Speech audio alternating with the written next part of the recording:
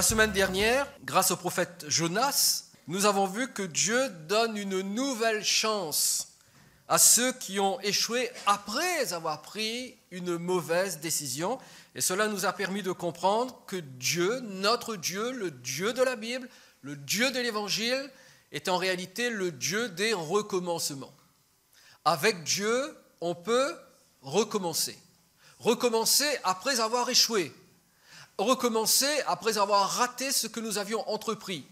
Recommencer à grande échelle, mais recommencer à une échelle moindre. En d'autres termes, on peut recommencer parce qu'on a raté son mariage, on a raté sa profession, ça c'est un grand recommencement, mais on peut aussi recommencer à une échelle beaucoup plus humble, parce qu'il s'agit simplement de recommencer lorsque nous avons raté de faire quelque chose de moindre importance. Et nous avons découvert que les trois attitudes fondamentales pour recommencer avec Dieu sont la repentance, l'obéissance et l'amour pour le Seigneur Jésus. Eh bien, aujourd'hui, je vais poursuivre sur le même thème et j'aimerais que nous puissions nous arrêter d'une manière un peu plus spécifique sur la notion de repentance. Tout d'abord, qu'est-ce que la repentance ? Si on demande à un croyant quelconque, si on vous demande à vous, si on demande à un chrétien ce que veut dire se repentir, il y a de fortes chances que l'on obtienne la réponse suivante. C'est lorsque nous sommes convaincus de péché et que nous demandons à Dieu de nous pardonner. C'est ainsi que nous voyons la repentance, n'est-ce pas ? Et c'est vrai que dans la repentance, il y a la notion de pardon des péchés. C'est vrai, mais en même temps, la repentance est beaucoup plus que simplement demander pardon à Dieu pour ses péchés. Parce que voyez-vous, cette définition que je viens de donner de la repentance et que l'on retrouve chez de nombreux chrétiens, c'est une définition qui réduit trop la repentance. Et en fait, cette définition concerne davantage la confession des péchés plutôt que la notion complète de la repentance. Et en plus, lorsque nous disons que se repentir, c'est être convaincu de ses péchés et les confesser à Dieu, eh bien, on donne une vision de l'aspect négatif ou de la partie négative de la repentance. Et la partie négative de la repentance, c'est celle où nous nous débarrassons de ce qui est mauvais, en d'autres termes, du péché. Et en effet, dans la repentance, il y a le fait de se débarrasser, de se nettoyer de ce qui peut être mauvais, de ce qui peut être impur, en d'autres termes, le péché. Mais cette définition omet l'aspect positif. La partie positive de la repentance, celle où nous ajoutons ce qui est bon à notre vie. Et c'est extrêmement important de le comprendre ce soir. La repentance, ce n'est pas seulement se débarrasser de ce qui est mauvais. La repentance, c'est ajouter à sa vie ce qui est bien. En d'autres mots, lorsque vous confessez vos péchés à Dieu, et il faut le faire, lorsque vous abandonnez vos péchés, et il faut le faire, mais que vous ne faites que cela, votre repentance est une demi-repentance. Vous n'avez travaillé que sur la partie négative de la repentance et vous avez mis de côté la partie positive. Et c'est cet aspect positif de la repentance que nous devons comprendre, que nous devons connaître, si nous voulons nous engager dans un processus de recommencement avec Dieu. Et ce versant positif de la repentance est exprimé par l'abréviation RDV, que vous avez identifié comme étant le rendez-vous de la repentance. Et c'est vrai, il y a un rendez-vous positif avec la repentance. Il y a un rendez-vous négatif, mais il y a aussi un rendez-vous positif. Alors, dans le RDV ou le rendez-vous de la repentance, qu'y a-t-il ?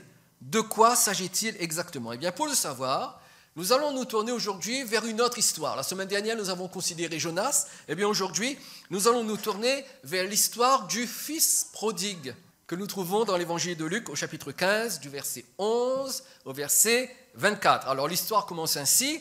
Le benjamin d'une famille réclame à son père sa part d'héritage, puis il s'en va et il dépense tout cet héritage dans une vie de dissolution. Regardez ce qui est écrit dans l'évangile de Luc au chapitre 15, du verset 11 au verset 13.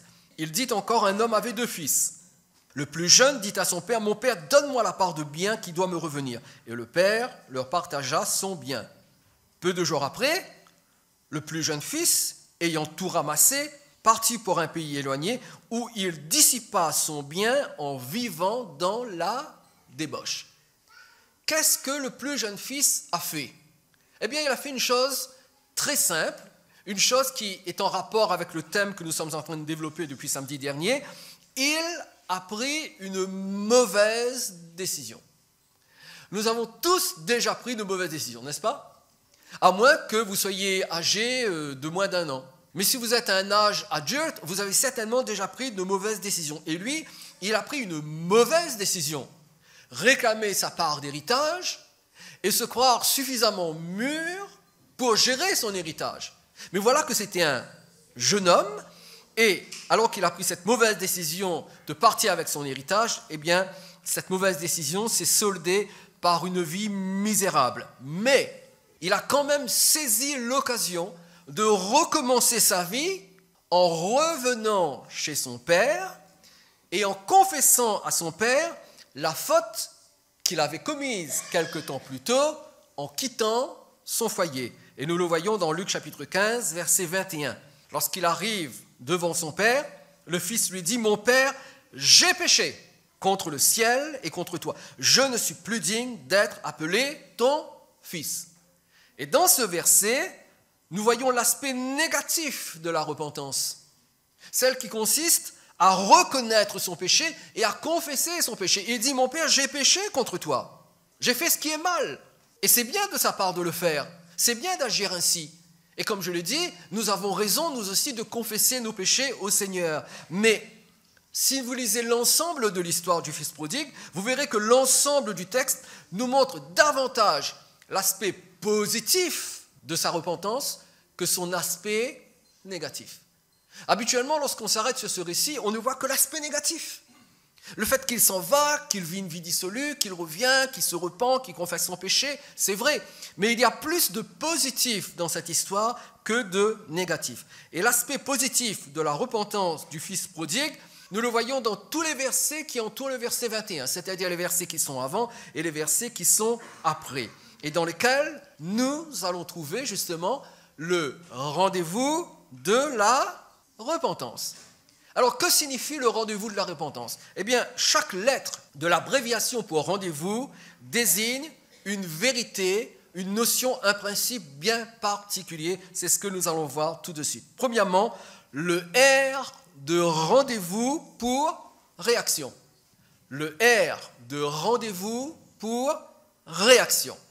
Souvenez-vous, il a pris sa part d'héritage, il est parti au loin, il a vécu dans la dissolution et il est devenu extrêmement misérable. Regardez ce qui est écrit à partir du verset 14. Lorsqu'il eut tout dépensé, une grande famine survint dans ce pays et il commença à se trouver dans le besoin. Il alla se mettre au service d'un des habitants du pays qu'il envoya dans ses champs garder les pourceaux. Il aurait bien voulu se rassasier des carouges que mangeaient les pourceaux, mais personne ne lui en donnait. Verset 17, étant rentré en lui-même, il dit « Combien d'ouvriers chez mon père ont du pain en abondance et moi, ici, je meurs de faim. » Voyez-vous, la mauvaise décision du fils prodigue l'a propulsé dans une spirale d'échecs qui l'a réduit à une misère extrême au point où il n'avait même plus de quoi se nourrir convenablement. Il était obligé d'essayer de se nourrir de la même nourriture que mangeaient les cochons. Et ce jeune homme aurait pu très bien se résigner à son triste sort. Il aurait pu se dire, eh bien c'est la juste punition de Dieu en réponse à ma rébellion envers mon père. Il aurait pu accepter ce qui lui arrivait comme une punition pour ses mauvaises actions, pour ses mauvaises décisions. Cependant, ce jeune homme a réagi autrement. Le texte nous dit, étant rentré en lui-même. Étant rentré en lui-même. Il a réagi. Il y a eu de sa part une réaction, mais ce fut une réaction positive. Étant rentré en lui-même. Et cette expression, étant rentré en lui-même, signifie qu'il s'est mis à examiner intelligemment sa condition présente à la lumière de sa vie passée chez son père. Et il a fait la comparaison. Lorsque j'étais chez mon père, privé de mon héritage, je ne manquais de rien. Alors que j'ai reçu mon héritage, aujourd'hui, je suis plus misérable que les cochons dont je suis le gardien, parce que je ne peux même pas me nourrir alors qu'eux, ils ont à manger. Donc, il a analysé intelligemment sa condition présente. Nous pourrions dire qu'il s'est mis à repenser sa vie. Il a repensé sa vie. En d'autres termes, il s'est mis à penser et il s'est mis à comparaître sa vie d'aujourd'hui avec sa vie d'autrefois lorsqu'il était chez son père. Écoutez bien ceci. Si vous et moi, nous voulons recommencer notre vie avec Dieu, si nous voulons recommencer notre vie, si nous voulons recommencer dans un domaine particulier de notre vie avec Dieu, la première chose à faire consiste à repenser sa vie. Ce qui signifie penser à ce que pourrait être notre vie si Dieu nous donnait une seconde chance. Imaginez simplement ceci. Imaginez ce que pourrait être votre mariage, votre profession, votre santé, votre vie sociale, peu importe le domaine, que pourrait être votre vie si vous avez l'occasion de recommencer ce domaine, cette partie de votre vie. Que serait cette vie? Quelle serait la forme que Dieu lui donnerait si Dieu vous donnait une seconde chance? D'ailleurs, on parle de repentance. Est-ce que vous savez que le mot repentance en grec, métanoïa, signifie changer de mentalité et changer de façon de penser? C'est ça la repentance. La vraie repentance, le mot pour repentance dans l'original grec du Nouveau Testament signifie changer de mentalité en changeant de façon de penser. La repentance, la vraie repentance, commence par une nouvelle façon de penser en nous accordant sur les pensées de Dieu. Et au niveau des pensées, il y a 3 choses que nous devons connaître. Premièrement, nous devons savoir que notre vie est l'aboutissement de nos pensées. Notre vie est l'aboutissement de nos pensées. Ce que vous êtes en train de vivre aujourd'hui, ce que vous êtes en train d'expérimenter aujourd'hui, est le fruit de ce que vous avez pensé, d'une manière ou d'une autre, consciemment ou inconsciemment. Proverbe chapitre 23, verset 7 dit « Car il est comme les pensées de son âme ». Si nous pensons négativement de notre vie, si nous pensons que nous ne méritons pas de réussir, si nous pensons que tout ce qui nous arrive est une punition divine et qu'il n'y a aucun espoir, alors notre vie va refléter ce que nous pensons. Pourquoi? Parce que nous sommes comme les pensées de notre âme. Notre vie est l'aboutissement de nos pensées. Deuxièmement, Dieu pense différemment de nous. Dieu ne pense pas comme nous. Les pensées de Dieu sont totalement à l'opposé de nos pensées. Ésaïe chapitre 55, versets 8 et 9. « Car mes pensées ne sont pas vos pensées, et vos voix ne sont pas mes voix, dit l'Éternel. Autant les cieux sont élevés au-dessus de la terre, autant mes voix sont élevées au-dessus de vos voix, et mes pensées au-dessus de vos pensées. » Donc deuxièmement, Dieu ne pense pas comme nous. Les pensées de Dieu sont beaucoup plus hautes que nos pensées à nous. Et en quoi les pensées de Dieu sont-elles plus hautes? Cela nous amène à notre 3e point. Dieu pense à notre bien. Dieu pense à notre bien. Dieu pense du bien de vous. Dieu pense du bien de nous. Dieu ne pense pas à nous faire du mal. Dieu ne pense pas à nous corriger, à nous punir. Dieu n'est pas le Père fouettard. Dieu est un Dieu d'amour et il pense du bien de nous. Jérémie 29, 11 déclare « Car je connais les projets que j'ai formés sur vous, dit l'Éternel. » Quel projet? Projet de paix et non de malheur. Dieu veut pour vous la paix. Le diable veut le malheur. Satan veut détruire votre vie. Mais Dieu veut pour nous de la paix et de la réussite, afin de vous donner un avenir et de l'espérance. Le diable veut que votre vie se limite à votre passé. Mais Dieu veut vous donner un avenir. Tout va dépendre de ce que vous allez faire dans le présent. Est-ce que vous allez accepter, comme le fils prodigue, de rentrer en vous-même et de repenser votre vie? Le premier pas à faire, donc, pour recommencer avec Dieu, c'est d'aligner nos pensées sur les pensées de Dieu. Si Dieu pense du bien, si Dieu veut pour nous la paix, l'avenir, eh bien, nous devons nous aussi penser comme Dieu pense à notre sujet. Ne laissez pas la société ou la religion penser pour vous. Acceptez les pensées de Dieu à votre sujet et commencez, entraînez-vous et habituez-vous à penser comme Dieu pense de vous. Parce que Dieu pense du bien de vous. Faites comme le fils prodigue. Faites l'effort de rentrer en vous-même et de repenser votre vie à la lumière des pensées de Dieu. Dieu veut un avenir pour vous. Et je crois que les pensées de Dieu sont très bien résumées par l'apôtre Jean lorsqu'il déclare dans sa 3e épître, au verset 2, « Bien-aimés ». Tout d'abord, Dieu nous appelle ses bien-aimés. Il faut le noter, quoi, je veux dire. Nous ne sommes pas n'importe qui, nous sommes les bien-aimés de Dieu. Donc Dieu nous appelle ses bien-aimés. Ça montre combien nous sommes importants pour lui. Il dit, bien-aimé, je souhaite que tu quoi?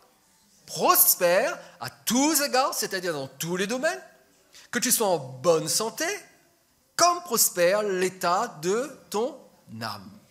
Donc premièrement, commencez à réagir dans vos pensées et tournez-vous vers les pensées de Dieu qui sont contenues dans la Bible. Parce que ça, c'est une bonne question à se poser. Où est-ce que je vais trouver les pensées de Dieu? Est-ce qu'elles flottent comme ça dans l'air? Non. Les pensées de Dieu sont écrites noir sur blanc dans la Bible. Donc, tournez-vous vers les pensées de Dieu contenues dans la Bible. Saisissez-vous de ces pensées. Et lorsque vous saisissez ces pensées deviennent des promesses. Et que faire avec ces promesses? Vous devez y penser. Cela s'appelle méditer. Méditer, c'est penser. La méditation, selon la parole de Dieu, consiste à penser les pensées de Dieu, parce que quand je pense les pensées de Dieu, quand je me nourris des pensées de Dieu, ces pensées peuvent me motiver à entreprendre le second pas. Le second pas, c'est la lettre D. Le D de rendez-vous, c'est pour décision. Le D de rendez-vous pour décision. Après la réaction qui se situe au niveau de nos pensées, parce que je commence à repenser ma vie, je pense avec Dieu. Eh bien, après la réaction au niveau de mes pensées, vient la décision au niveau de l'action. Toute décision doit me conduire à entrer en action. Lorsque le fils prodigue a repensé sa vie, lorsqu'il s'est mis à comparer sa vie présente avec sa vie passée lorsqu'il était chez son père, eh bien, en faisant cette comparaison, il a décidé d'agir.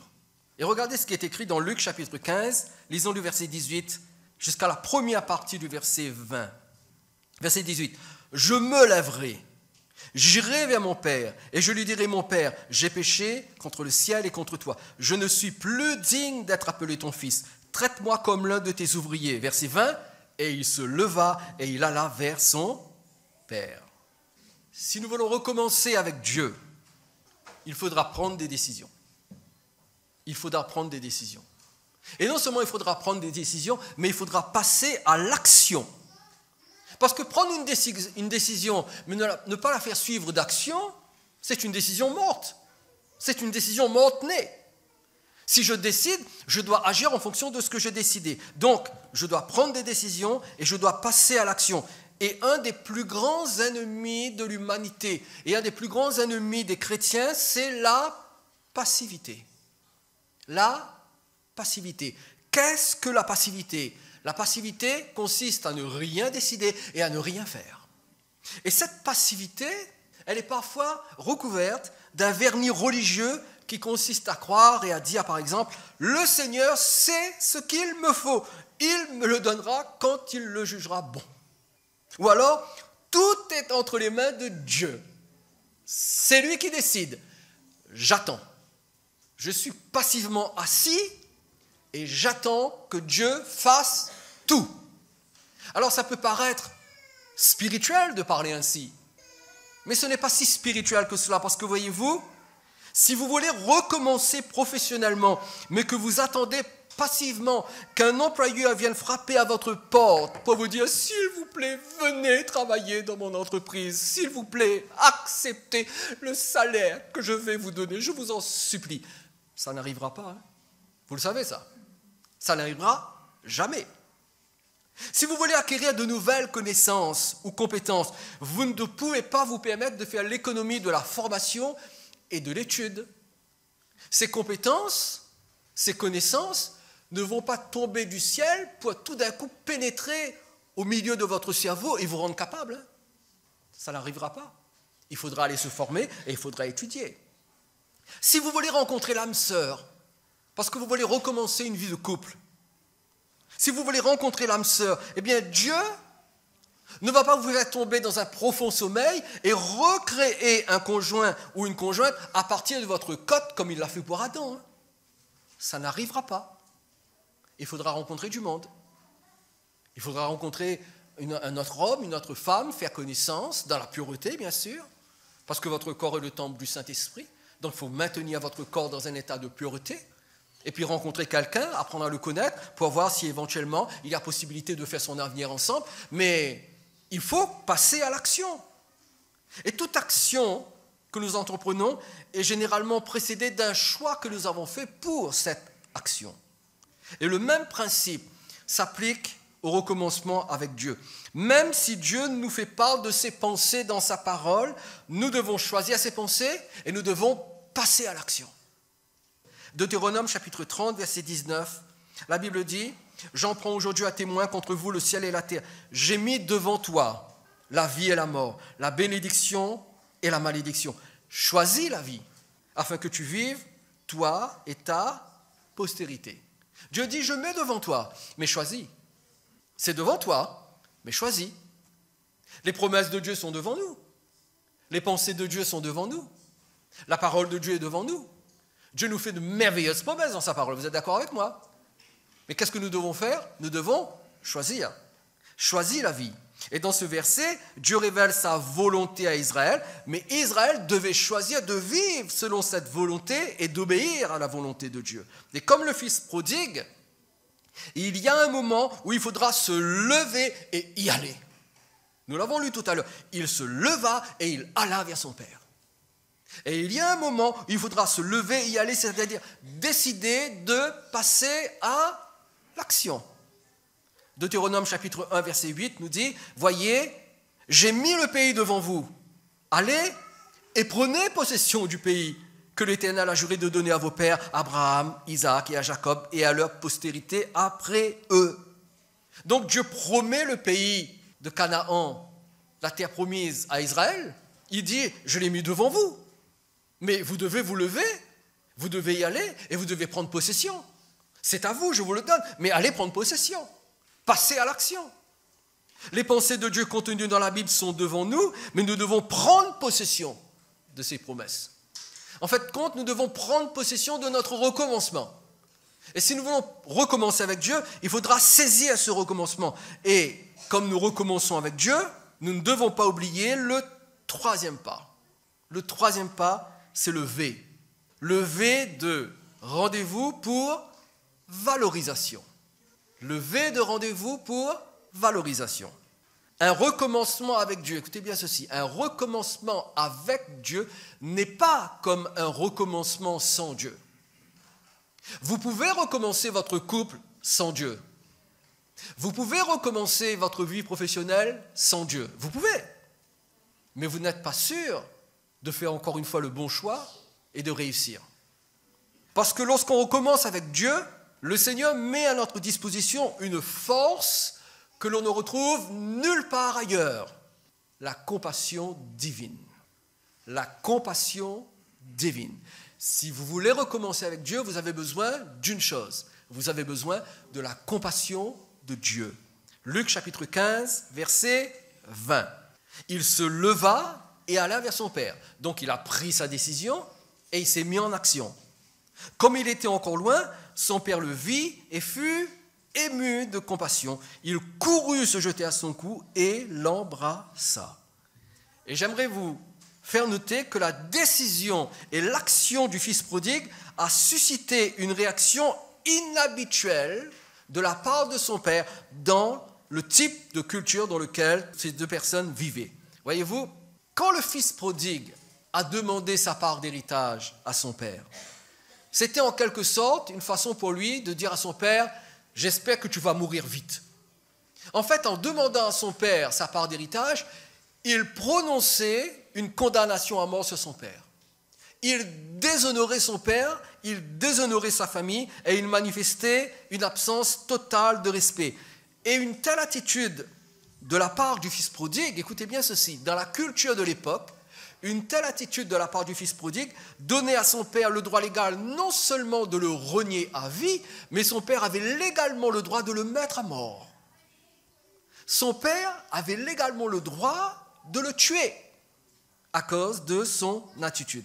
Et en plus, dans ce genre de culture, un aîné ne court pas au-devant d'un plus jeune. C'est le contraire. C'est le plus jeune qui doit courir au-devant de l'aîné. Et là, qu'est-ce que nous voyons? Non seulement le père accepte le retour du fils, mais en plus, il court jusqu'à lui, se jette à son cou et l'embrasse. Et le père va faire quelque chose qui est totalement contraire à la culture et à la justice de son époque. Et cela pour une seule raison, à cause de sa compassion pour son fils. Malgré la mauvaise décision que son fils avait prise quelque temps auparavant. Son père ne le juge pas, son père n'est pas en colère contre lui, son père éprouve de la compassion pour lui. Et c'est une image de la réaction de Dieu à notre égard lorsque nous voulons recommencer avec lui. Voyez-vous, si Jésus est notre Seigneur, si Jésus est notre Sauveur, alors que nous prenons de mauvaises décisions et que nous échouons, mais lorsque nous voulons recommencer, nous n'allons pas rencontrer la colère et le jugement de Dieu, nous allons rencontrer la compassion de Dieu. Dieu est un Dieu de compassion. Dieu a compassion de vous, Dieu a compassion de moi. Moi, j'ai raté ma vie d'une manière magistrale. Et ça a duré plus de 10 ans, une bonne quinzaine d'années, avec des faiblesses, avec des décisions et des actions incroyables, où je n'aurais dû connaître qu'une seule chose, la mort et le rejet définitif de Dieu. Mais Dieu a eu compassion de moi. Il a eu une tendre compassion de moi. Il est extrêmement patient.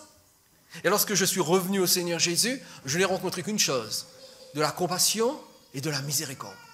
Je n'ai rencontré aucun jugement, aucune condamnation, aucun doigt accusateur qui me demandait des comptes. Je n'ai rencontré que de la compassion, de l'amour et de la miséricorde.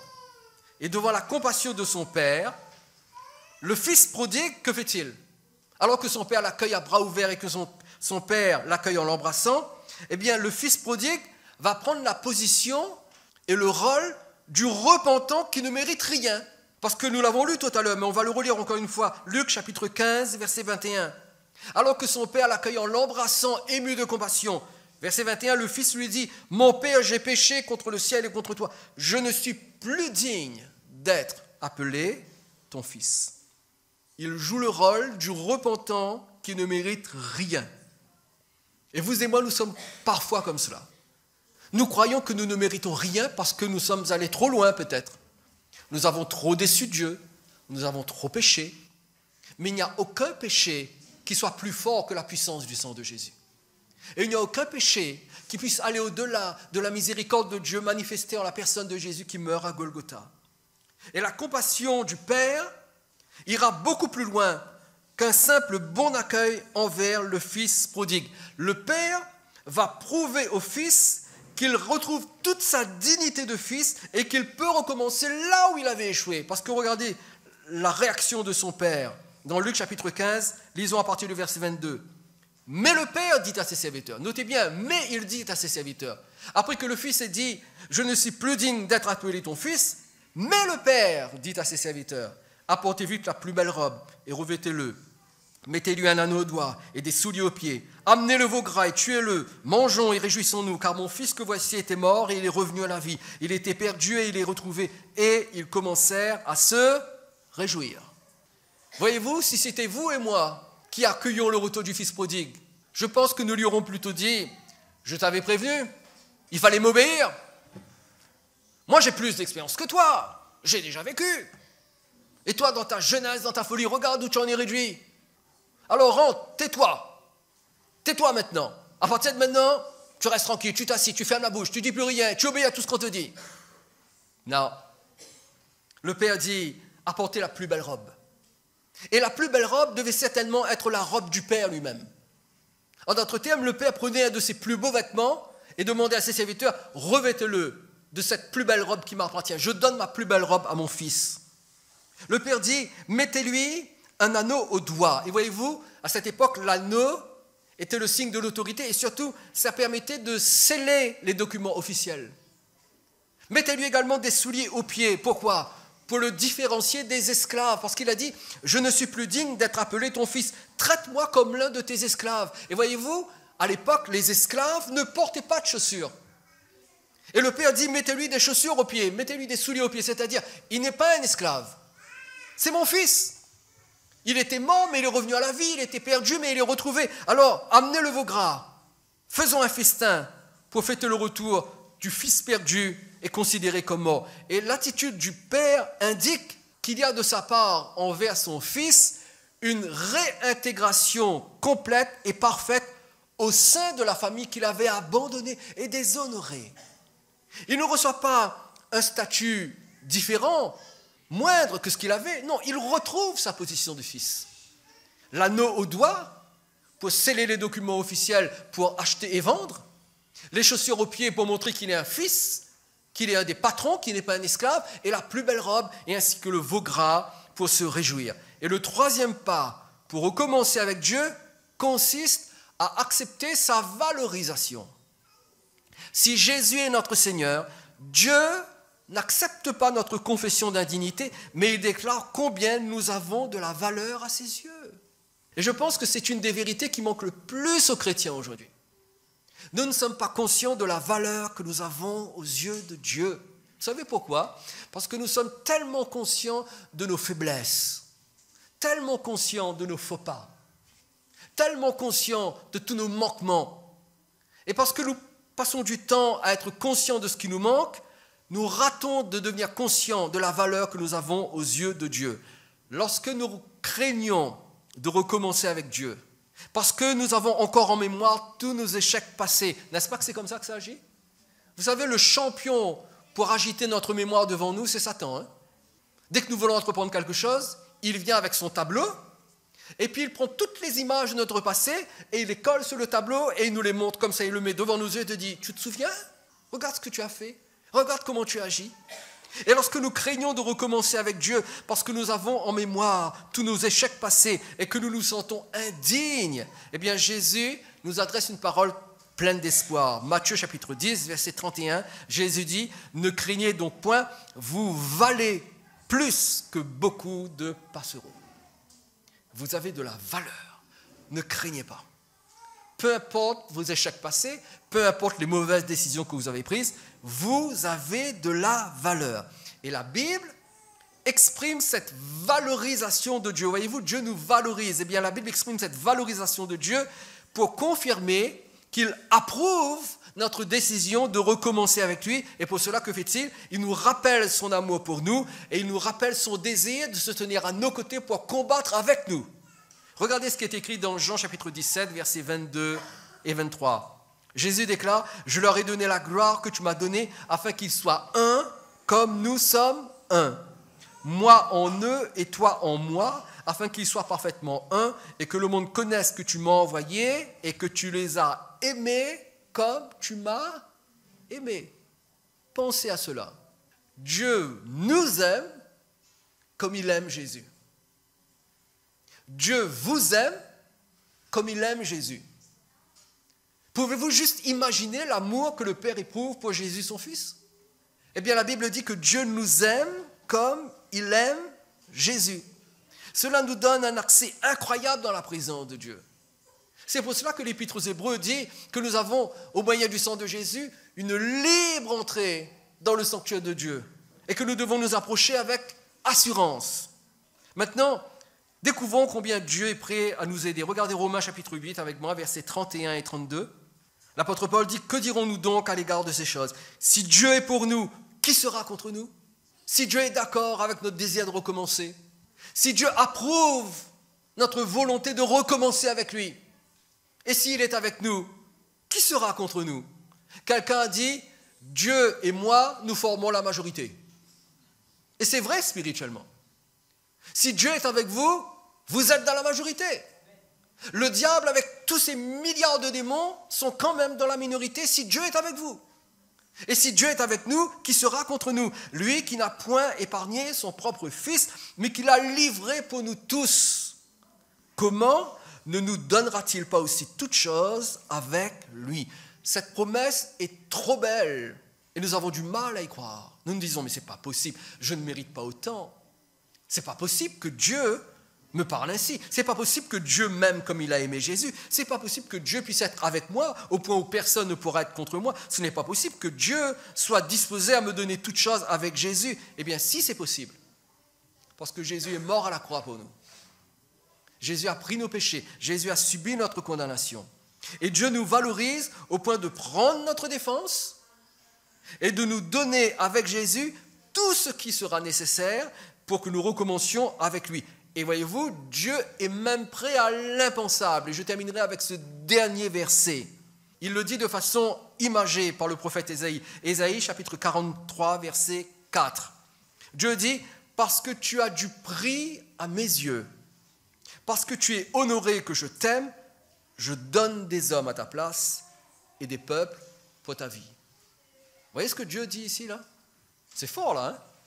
Parce que tu as du prix à mes yeux, je suis prêt à donner les autres à ta place. En d'autres termes, le problème qui devait tomber sur toi, le malheur qui devait t'atteindre, je suis prêt même à diriger les événements, les circonstances pour que ce malheur se détourne de toi et atteigne les autres à côté de toi. C'est pour ça que le psalmiste dit, si 1000 tombent à ma droite et 10 000 à mon côté, moi, je ne serai pas atteint. Parce que Dieu dit, tu as du prix à mes yeux. Tu es honoré. Je t'aime. Tu veux recommencer? Je suis d'accord avec ton désir de recommencer. Je veux que tu recommences avec moi. Je veux que tu réussisses avec moi. Parce que mes projets pour toi sont des projets de paix, sont des projets de prospérité, sont des projets d'amour, de grâce et de miséricorde. Je ne te juge pas, je ne te condamne pas, je ne te rejette pas, je ne t'abaisse pas, tu es mon fils. Tu as de la dignité, tu as de la valeur. Je te donne l'autorité de mon fils. Tu n'es plus un esclave, mais tu es un fils dans la maison. Tu portes les chaussures du zèle de l'évangile de paix. Tu es revêtu de la plus belle robe, tu es revêtu de la justice de Christ. Tu es juste comme si tu n'avais jamais péché. Tu es juste comme Christ est juste. Toutes les bonnes actions que Jésus a effectuées, accomplies pendant son ministère terrestre, toutes ces bonnes actions sont mises à ton compte. Tu es juste comme il est juste. Et tu peux te présenter devant moi sans avoir aucune honte, sans avoir aucune gêne. Parce que je suis ton père, tu es mon enfant, tu comptes à mes yeux, tu as du prix à mes yeux. Et je t'aime et je suis prêt à tout pour toi si tu veux recommencer avec moi. Voilà l'évangile. Recommencer avec Jésus. On échoue sans Jésus. Mais avec Jésus, on peut recommencer et réussir. Et il est possible que, alors que vous étiez avec Jésus, vous avez quand même échoué. Parce que même si on est avec Jésus, on peut quand même prendre de mauvaises décisions. Mais Dieu est le Dieu de la seconde chance. Que dis-je? Il est le Dieu de la troisième chance. Il est le Dieu de la quatrième chance. Il est le Dieu, je saute, de la 20e chance. Et on peut continuer ainsi. Si nous voulons recommencer avec Dieu, Dieu est d'accord. Si nous suivons ces 3 pas, la réaction au niveau de nos pensées. Commencer à penser comme Dieu pense. Penser à notre sujet comme Dieu pense à notre sujet. Deuxièmement, la décision au niveau de nos actions. Passer à l'action. Commencer à travailler sur notre transformation. Et enfin, accepter la valorisation de Dieu dans notre vie. Si nous faisons ces 3 pas, rien ni personne ne peut nous empêcher de recommencer avec Dieu. Parce que Dieu est le Dieu des recommencements. Dieu est d'accord pour nous faire prospérer à tous égards. Et que nous soyons en bonne santé, comme prospère l'état de notre âme. Dieu est d'accord. Et je vous propose que nous ayons cette vision de l'Évangile extrêmement positive. Dieu, par la personne de Jésus, nous donne la vie, et la vie avec abondance. Jésus n'est pas venu nous donner une religion. Jésus n'est pas venu faire de nous des otages d'une religion qui nous abaisse, qui nous condamne. Jésus est venu pour nous donner la vie. Jésus est venu pour que nous vivions. Jésus est venu pour que nous ayons l'occasion de recommencer avec lui.